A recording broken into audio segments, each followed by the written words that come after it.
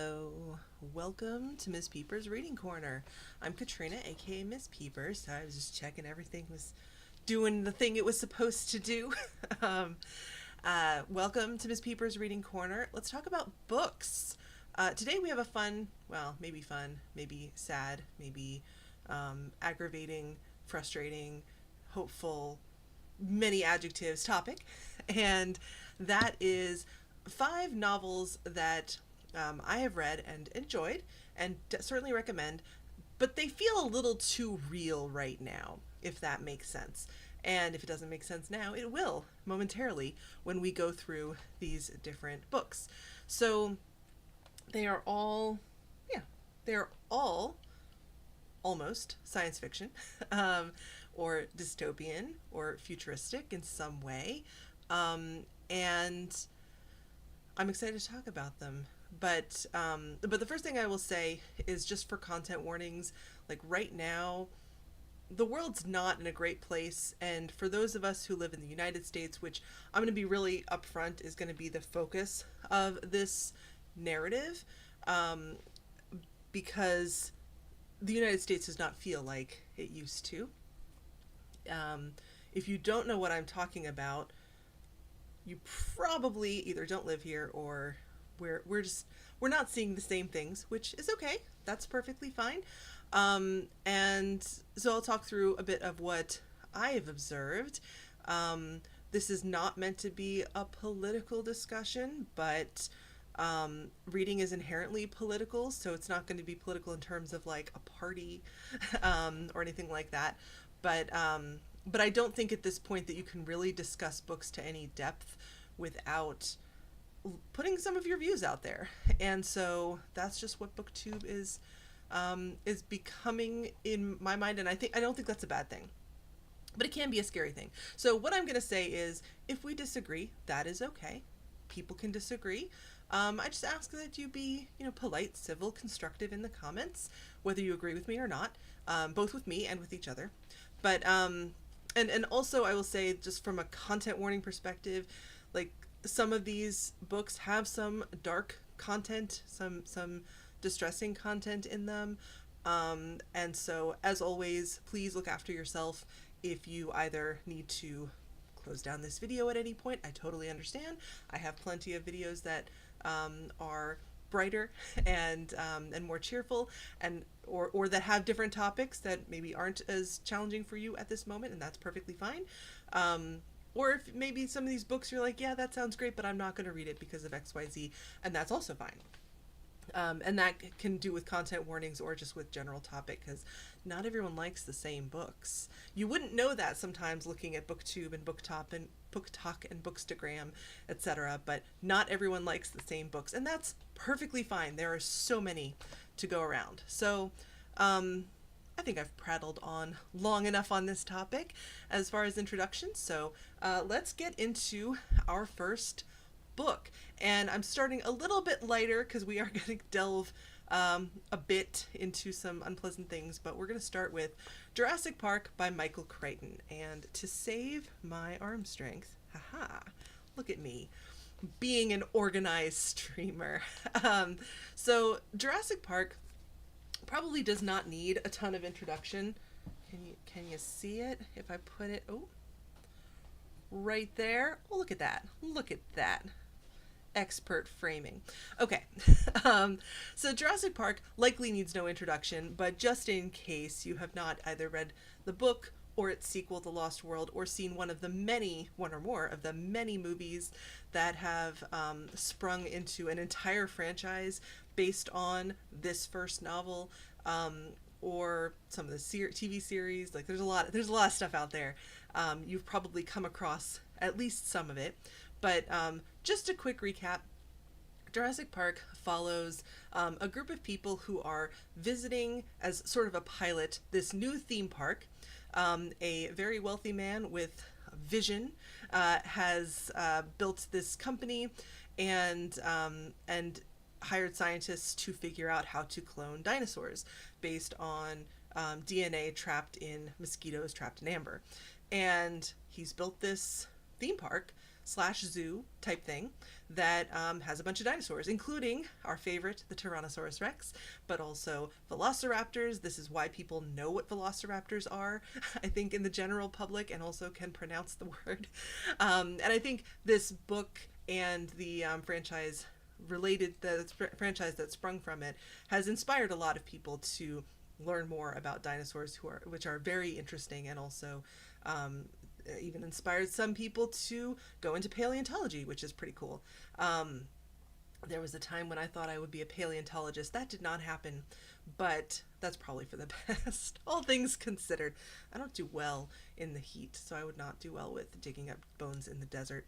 But anyway, I can do it from my armchair. But this is a really interesting book. It's not just a monster story, though it is. That is part of it.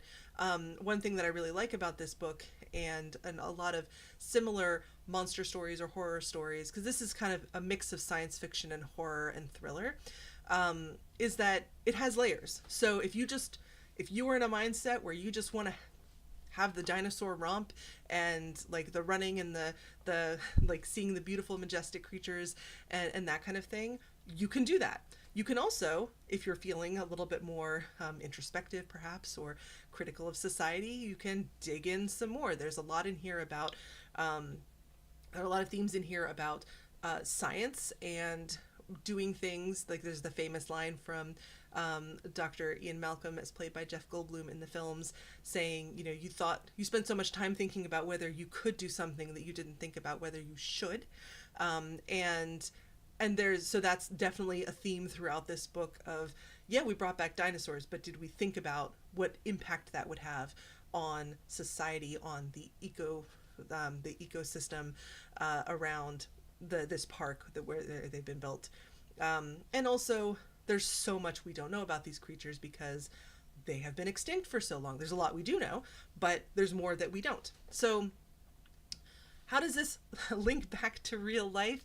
Well, first of all, you've likely seen, because it was splashing all over the internet, the story about the company Colossal that cloned a direwolf, or that they made a big announcement. They cloned a direwolf. And direwolves have been extinct for so long. I'm going to be really, really honest that I truly thought that direwolves were made up by Dungeons and Dragons. Until recently, and I'm like, oh wait, that's a real thing. It's a really big wolf. That's pretty cool. So we learned something. We learn new things all the time. But also, it's the idea of creating this direwolf. The reason that they were bringing it back as an extinct species is to help our contemporary wolf populations, where those populations are struggling for various reasons, some created by humans and some not, but and the idea is to strengthen those populations so that our ecosystem, because wolves and pretty much every animal has an important part to play in the structure in their environment, and so that's the idea behind bringing back direwolves, and that's pretty cool. But there's also talk about bringing back a woolly mammoth. That's one of the other projects that they've talked about that they want to do, that this company wants to do. And the science is cool. The idea is neat. Like, I'm not gonna lie, it'd be really fun to ride a woolly mammoth. I don't know how safe that is. As far as I can tell, they were no more aggressive than elephants, but elephants can be pretty aggressive, and they can be dangerous in the wrong situation. So, but when the spokespeople, or I guess the head of Colossal, was asked, well, what about a Jurassic Park scenario? He said, what, Jurassic Park? That's a movie. That would never happen. That kind of comment concerns me, because it wasn't followed up with, let me tell you how we are different and how we are preventing this and how we're thinking about it differently from Dr. Wu and the scientists in Jurassic Park. Because they did just like create a bunch of dinosaurs based on whatever DNA they could get hold of in the book. And there are safer and more thoughtful ways to go about that kind of research. you could decide not to bring back a creature like the T-Rex, as cool as that would be, because it does not make sense in our modern world, and there would be no actual value. The other thing that, from Jurassic Park, that a theme that's, I think, a little bit less prominent but is still in there, and shows up a lot in the movies in particular, even more so than the book, is this idea of having more money than you know what to do with, and wanting to use it to make more money. And so you have, of course, John Hammond, who is the creator, or he's the head of the company. He's not actually a scientist himself. He's a showman, and he's a businessman, and so he wants to make more money. But he also, as he says, there's a great scene in the movie where he talks about how he used to have a little flea circus, and he loved seeing the faces of the children as they were watching the little display, and he wanted to do that on a bigger scale. And it's a really cool idea, but also think it through, think it through. But then he also cut corners on things. He made a point of antagonizing, like he went out of his way to, it seems in the movie, to antagonize his IT guy, who then left them all in the lurch and shut everything down and participated in industrial sabotage. Because yeah, maybe you should treat your workers well. Maybe you should be like, not that you should be a pushover, but at the same time, maybe don't be a dick. That's just a general good life lesson. Don't be a dick. But anyway, so there are a lot of really interesting themes to this book. But again, if you're just in a lighter mood and you just need an escapist dinosaur story, it's there too. So I love books like that have layers. And yeah, there are definitely aspects of this that feel a bit real. So with that, let's move on to the next one. The next book that I have here that feels a little too real, book number 2, is Ready Player One by Ernest Cline. This was also a movie. I liked the Jurassic Park adaptation more than I liked the Ready Player One adaptation, but your mileage may vary. That's just me personally. There we are. Again, everybody likes different things. But this one I think is, other than the film, which came out, I don't know, some years ago, might be a little bit less well known. So Ready Player One is set in a dystopian future, not too far in the future. I don't remember exactly what year. I probably should have checked that before I started streaming, but here we are, we're rolling with it. But it's not too distant of a future, but it's the economy is crumbling. The distance between the upper class and the lower class, socially, or economic classes rather, is just so wide.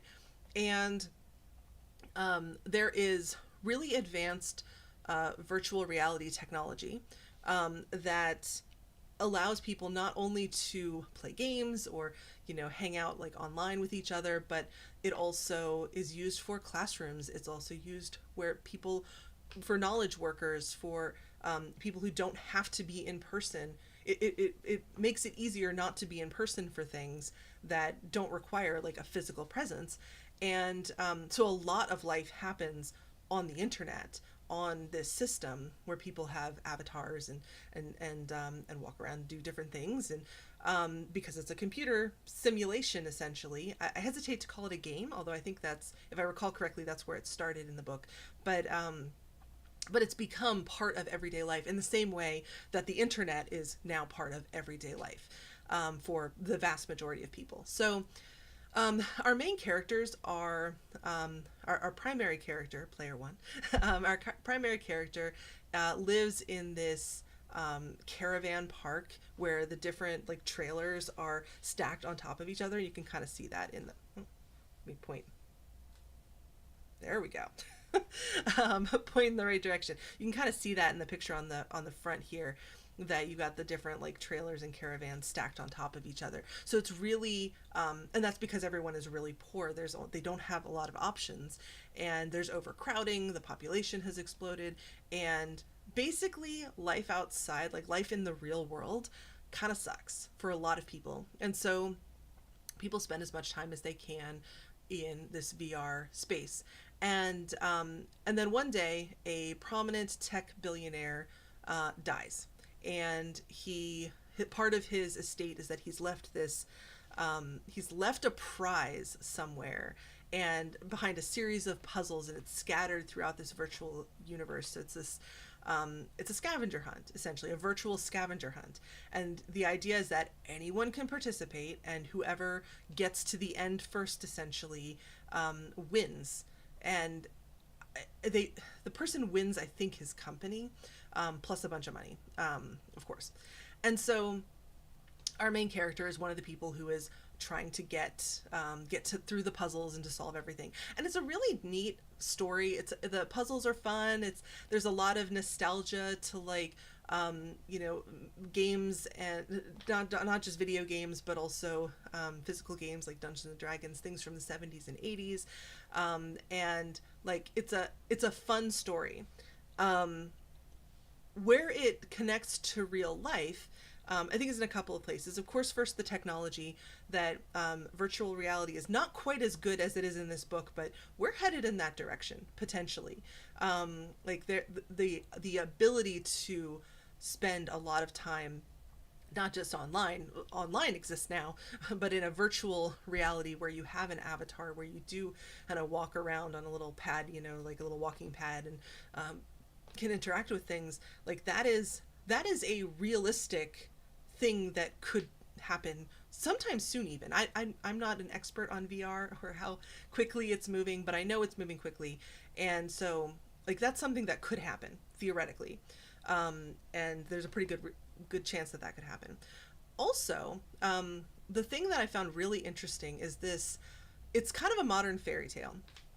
The sort of traditional fairy tale from a few hundred years ago is like the commoner is noticed by a prince because she's super beautiful, and so he marries her and, like, lifts her out of her poor life, and she becomes a princess, and she's got a bunch of money, and she rules a kingdom now, and isn't that great?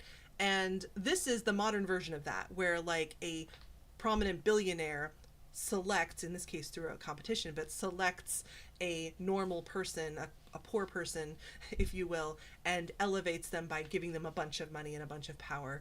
And I think, especially in our economic state right now, it's kind of nice to think about the possibility of suddenly getting a bunch of money. I mean, that's why people play the lottery, right? Because of this idea that, well, if I just win the Mega Millions, or get $1 billion, then I'm set, I'm good.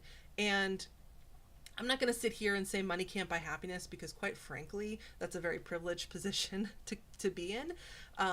Money alone can't buy happiness, but it can pave the way to give you space to focus on yourself, but also it can bring you comforts that mean that you can focus on being happy.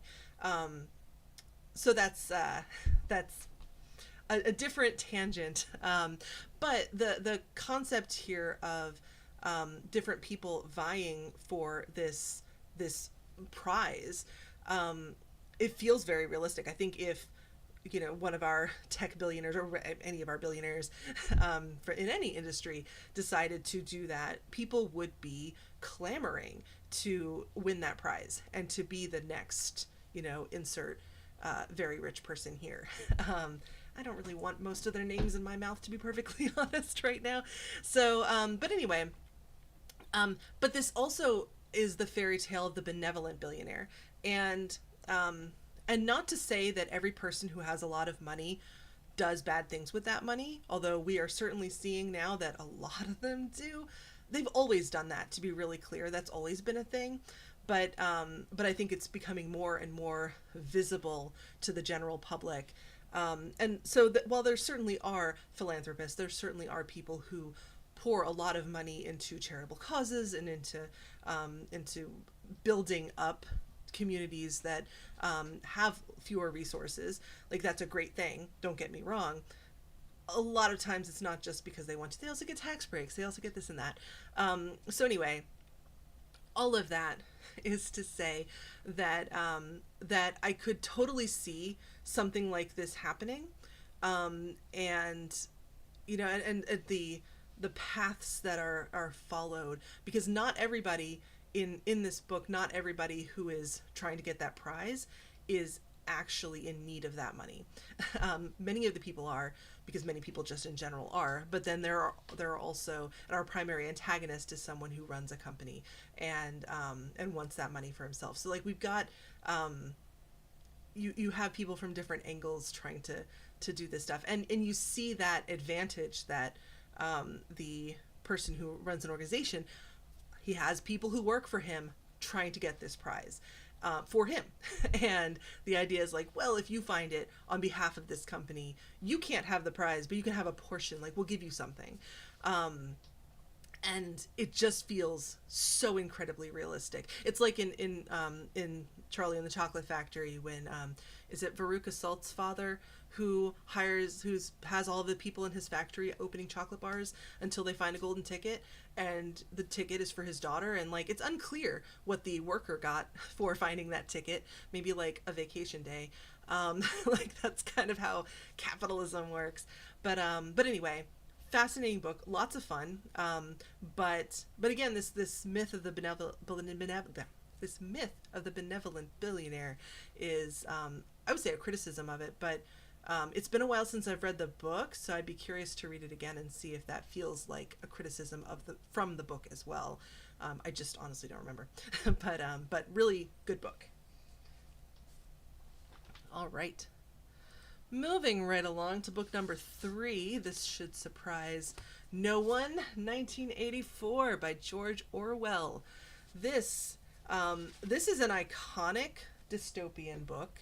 A bit science fictiony, of course. The eye image, or just the image of the single eye, the concept of Big Brother, and a lot of words in here, a lot of terms that Orwell coined specifically for this book are part of our are just part of our language now. Big Brother is one of them. Thought police, the concept of thought police, and it's just there's so much influence from this book on our culture. But what this book is about, and I highly recommend this film adaptation as well.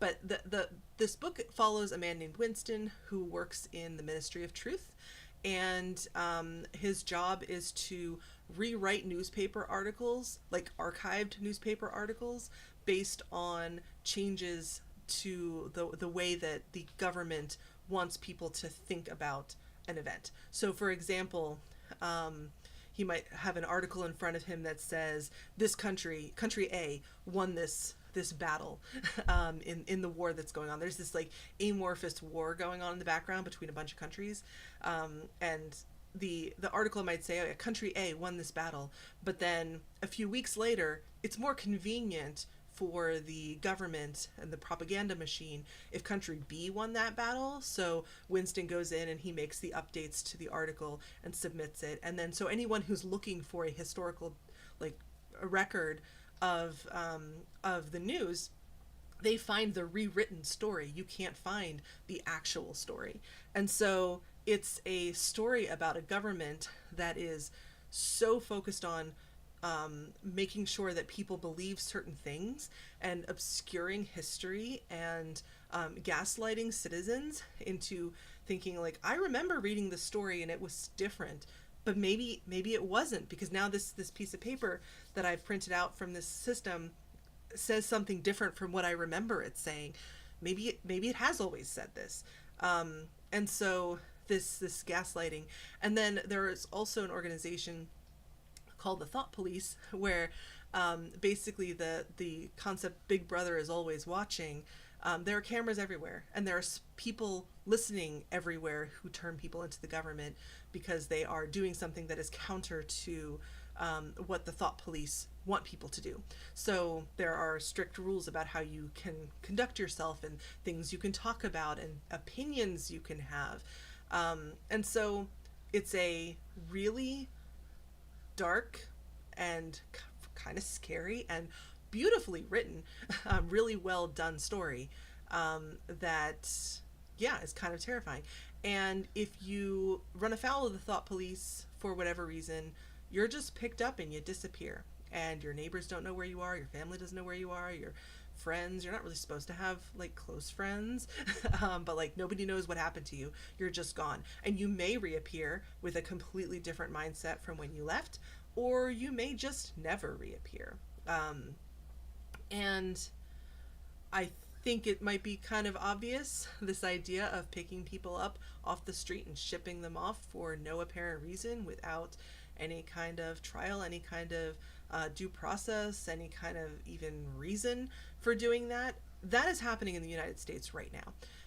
And I know that other countries have done this as well in the past, so I don't want to be like, oh no, the US, like it's the only time that this has ever happened. It's not, which is part of the reason that George Orwell came up with this, because like honestly, he was drawing from different government types that he was observing.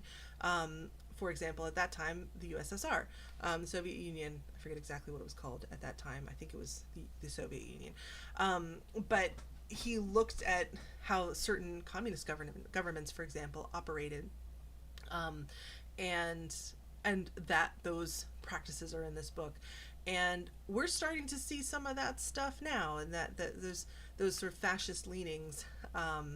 So I hope that doesn't get my video taken down, but here we are. It's my opinion, and it's a pretty common one, and I think it's more fact than opinion at this point. But the point is that there's a lot of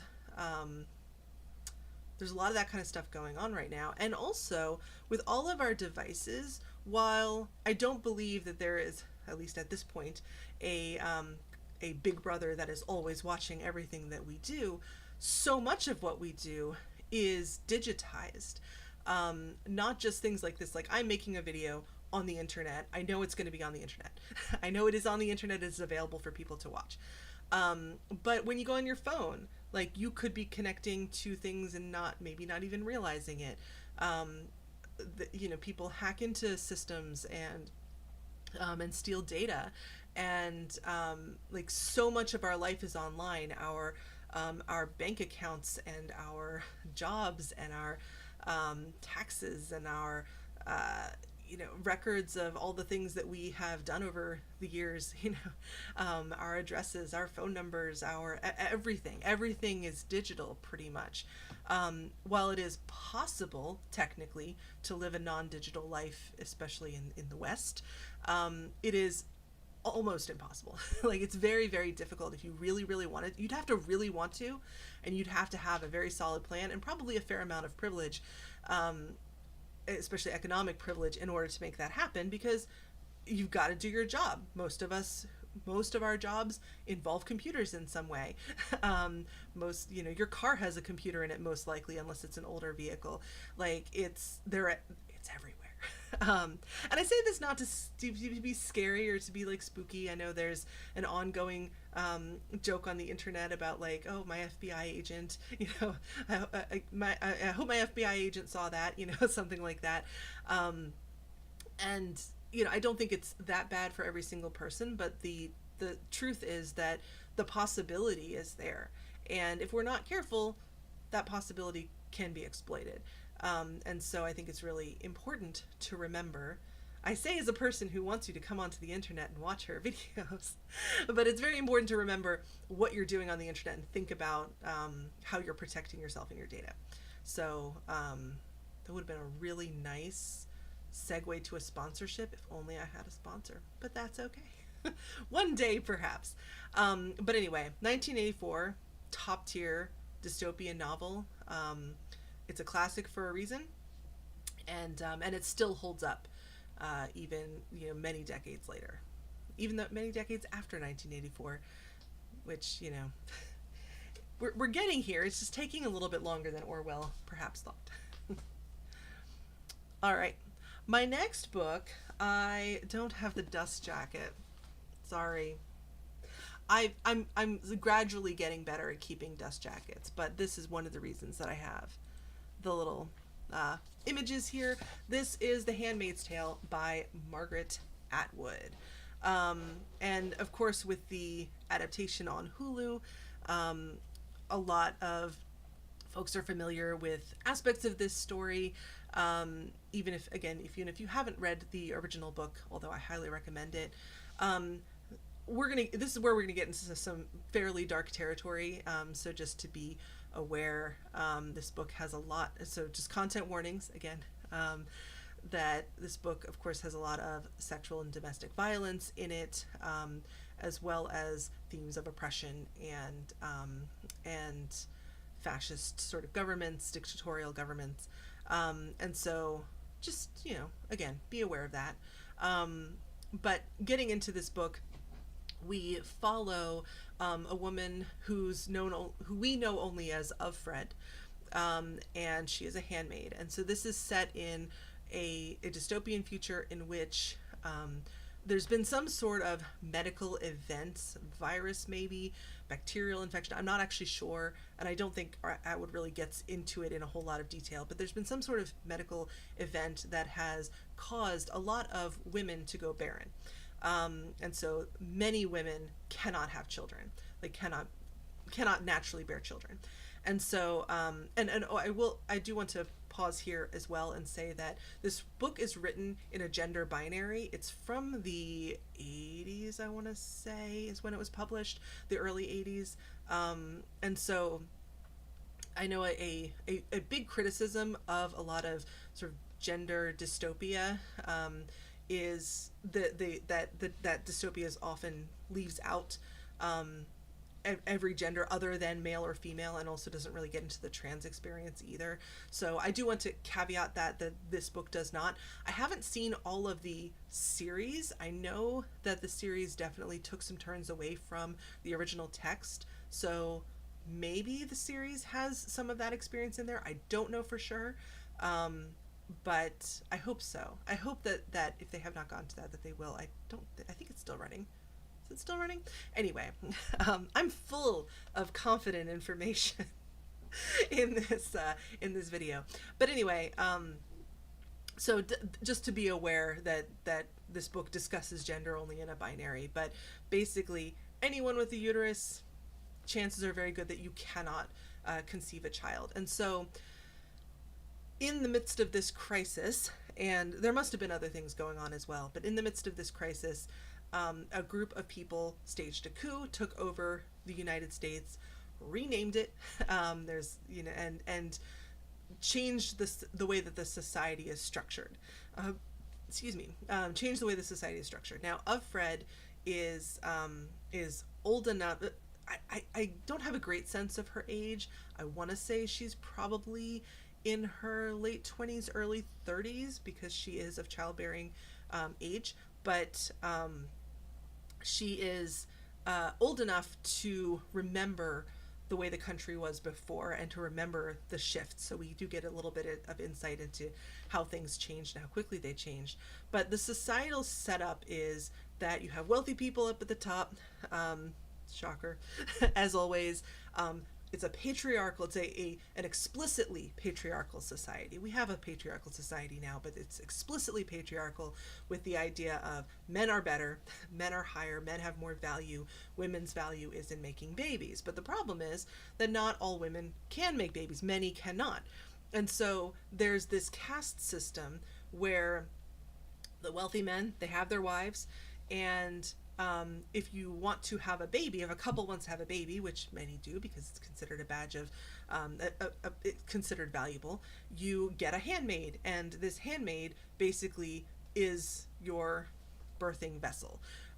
So there's a ritualistic way that they conceive, where like the husband and wife have sex, and like it's.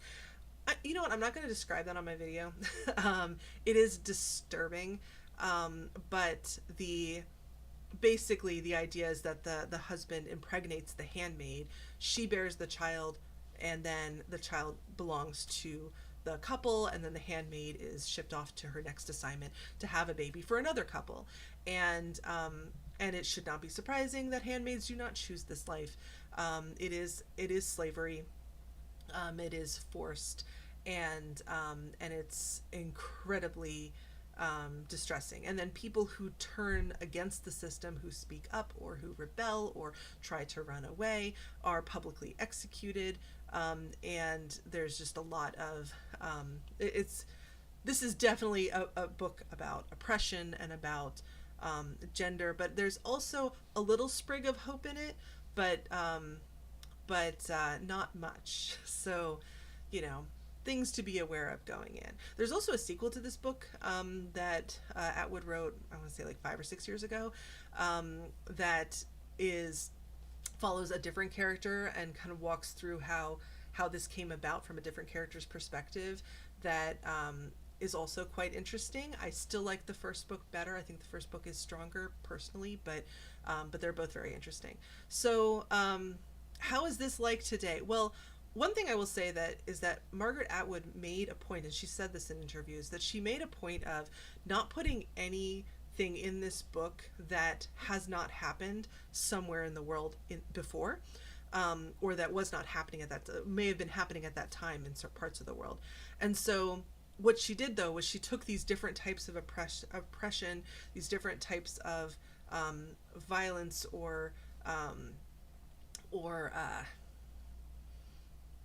I keep coming back to the word oppression, apologies, but these different systematic things that have been done in various countries across the world, across time periods, so and mash them all together into one society. And so she would say, like, this is something that, you know, the Taliban has done, or this is something that was done in, in the Dark Age, in the Middle Ages, in by Christianity, or like you hear different things that are happening in different oppressive communities that and patriarchal communities that oppress women very specifically. And so she put these all into one book. And so it feels very jarring to see all of that in one place. But then if you step back and think about it, unfortunately, a lot of these things do happen. And I said at the beginning that the government and the society, that societal structure in this book is explicitly patriarchal. What we have right now is an implicitly patriarchal society. We have in the current day, we have a patriarchy that says there's no patriarchy. Now, they're saying that less and less because the masks are coming off, unfortunately, in a lot of places. But there's still this concept of like, what do you mean? Women are entirely equal to men all the time. Again, ignoring other genders that are not female or male. The oppressor, the patriarchs do that, not me. But like that still happens. Sexual violence is very prevalent, especially against women, including trans women who are women, but also get that extra negative attention because they are trans, unfortunately. And there's a lot of systematic oppression that happens throughout even our modern and theoretically enlightened society. In the United States, it's supposed to be this, utopian space, which it really, really is not. But the concept of where was I going with that? My thought process completely disappeared. Apologies. This is the downside of doing these things live. So yeah, the violence that happens, the victims not being believed, I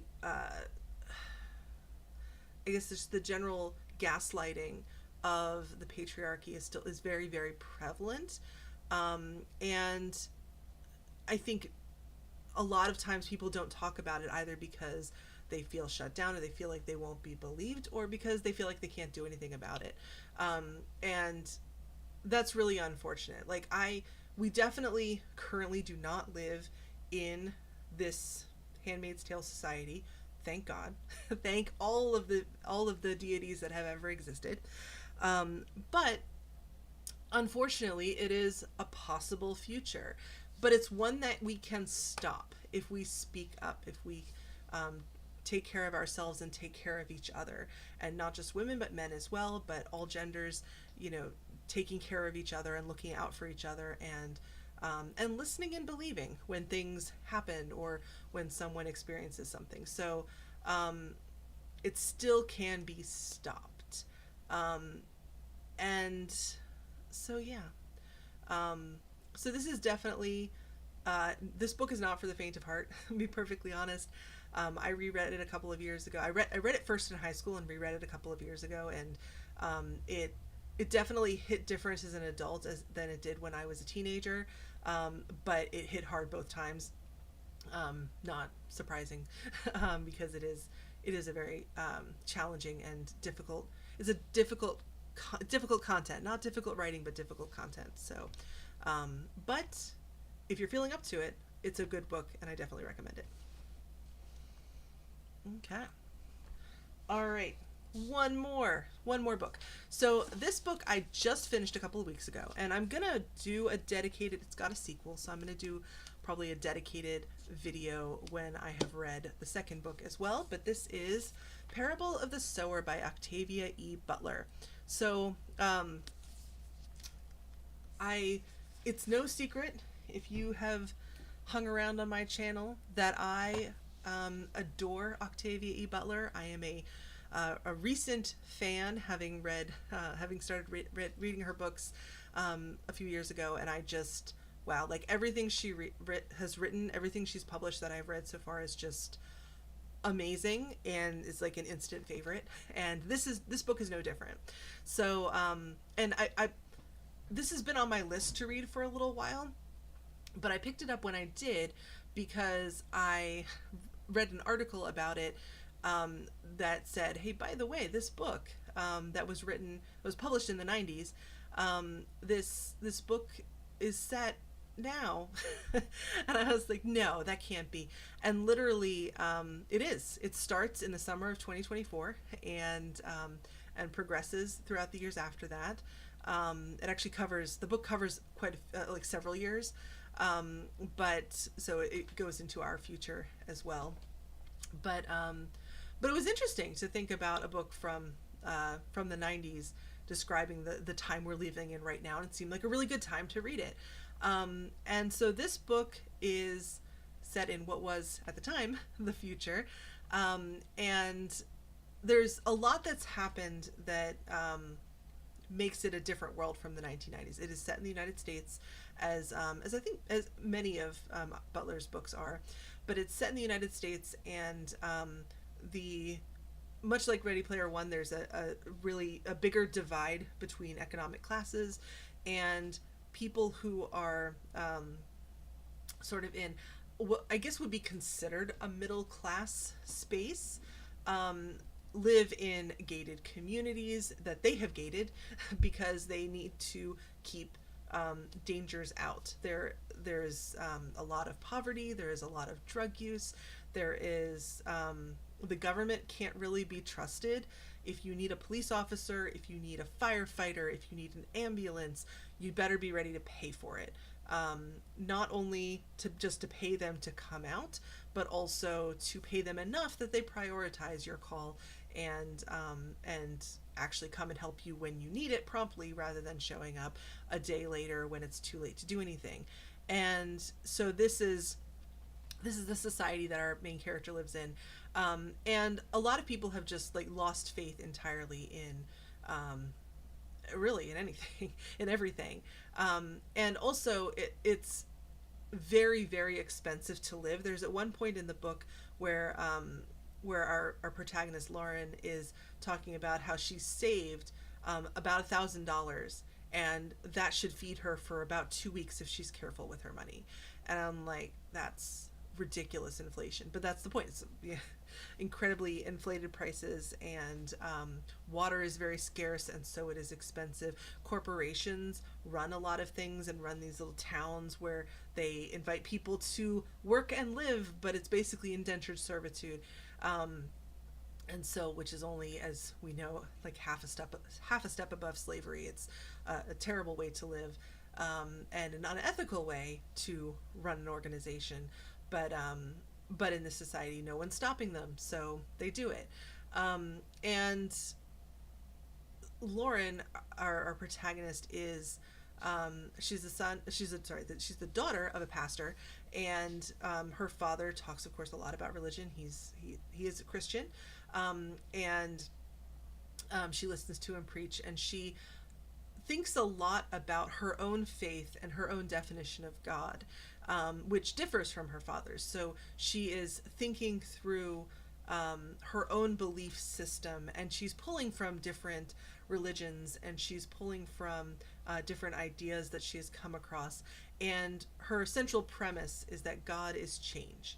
And so everything's going to change, and you can move with the change, and you can influence the change, and things will go well or better. Or you can fight the change, but you can't really fight the change. You can't really fight God. So it's a very interesting. There are a lot of really interesting philosophical discussions throughout this book, along with the plot line of this character living in this world. And she has this ultimate plan. She's a teenager in during the course of this book. She's a teenager, and she is just trying to she's trying to survive, and she's trying to think of a she wants to make a better life happen, not just for herself, but for the people around her and for society as a whole, humanity as a whole. This book is gorgeous, and because it is set now, I specifically made a point of marking. Let's see how well this shows up. Those gray tabs at the top are things that are kind of like parallels to our modern day, and it's not 100%. Like, it's not like, oh yeah, this is exactly, that would be really eerie, but more like, here's some things that are similar to what's going on right now. So, people disappearing, people, let's see, she's talking about a spaceship. She's talking about how she feels that the future of humanity is in space, and that they should be working towards, maybe not in her generation or her lifetime, maybe not for her children or her grandchildren, but eventually that should be the direction, because Earth is just not, Earth isn't cutting it anymore. And so I really just, I love this. So, yeah. I want to like read every single quote that I tapped to you all, but then if I do that, we'll be there for hours, and I may as well read the whole book to you. But yeah. But this idea of like the inflation, the idea of people being desperate, and even the concept of using what money you have to get advantages with services that should be public and equitable. Like, the United States healthcare system is an absolute hot mess, but which, whenever I talk to folks that I know in the UK, for example, it's like, what do you mean you pay for an ambulance? What do you mean you don't pay for an ambulance? Like, it's the most expensive taxi taking you from wherever you've been injured to the hospital.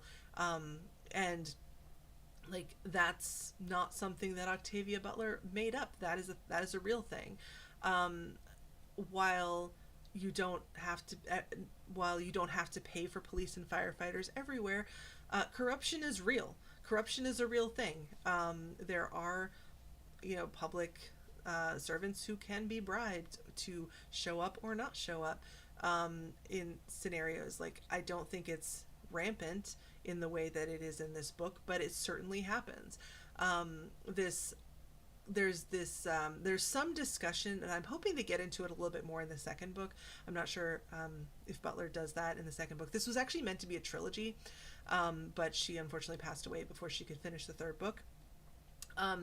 But there's some discussion, especially at the beginning of this book. There's been a presidential election, and there's this new president, President Donner, who is a little familiar, unfortunately, but there's not a ton of detail about him or about his administration. But the general feeling amongst the characters in the book is that people don't trust the government. They don't trust politicians. They know that they're just talking and trying to get votes and aren't actually going to do anything. And there are a lot of people who just don't vote, even though they can. I think here in the US we've seen a big shift on that, where like people weren't voting, like voting numbers went down, and then suddenly people are like, oh wait, there's some big stuff happening, and thank goodness. But unfortunately, that's still a problem. So is the concern about changes being made to make it harder for people to vote who have a legitimate right to do so. But that's a topic for another day. But but yeah, it's a really interesting contemplative philosophical book. I loved this book so much, and as I said, I will definitely make another video once I've read the second book, The Parable of the Talents, and talk about both of them together as a series, or as a duology, I guess. That was meant to be a trilogy. So it'll be interesting to see where the second book cuts off. So yeah, but Parable of the Sower, I mean, everything by Octavia Butler, but like Parable of the Sower, if you're looking for something that is, it's billed as science fiction, but it's not really. There's like a little bit, there's a teeny tiny like thread that I would almost, I don't know if there's a term like magical realism, but for science fiction. Like magical realism is kind of like this light fantastical element, but it's not full fantasy. There's got to be a term. I'm sure there is. I'll have to see if I can do some research, but it's like that, but for science fiction. So a lot of Butler's books are marked science fiction, but they're not hard sci-fi in the sense of like, a Star Wars book, or something like Ender's Game is hard science fiction. But these are sort of lighter on the sci-fi, and technically I think a lot of a number of Margaret Atwood's books have been labeled as sci-fi, even though they're not hard sci-fi in the same way. So love Octavia E. Butler. Love this book. Love everything she's written. So please read it. Yeah. So I've been chatting for quite some time, but I really appreciate anyone who is watching or has watched. Thank you for joining me and in discussing these 5 books that that are just a little bit too real at the moment, but I do recommend every single one of these books. I think there's value in reading things that that are not as hopeful a view sometimes of the world, but also are windows into what could happen, both positive and negative. Because if we don't think about the potential of something happening, then we can't stop it. And so with that, I will end here and say, first of all, hold on to hope wherever you find it, however you find it. Hold on to what you can do and do your best to let go of what you can't, but acknowledge what you can't control or can't do to change things. And yeah, step in where you can. Be kind to everyone around you, even those that make it a little bit hard sometimes. And above all, no matter what you do, please keep reading.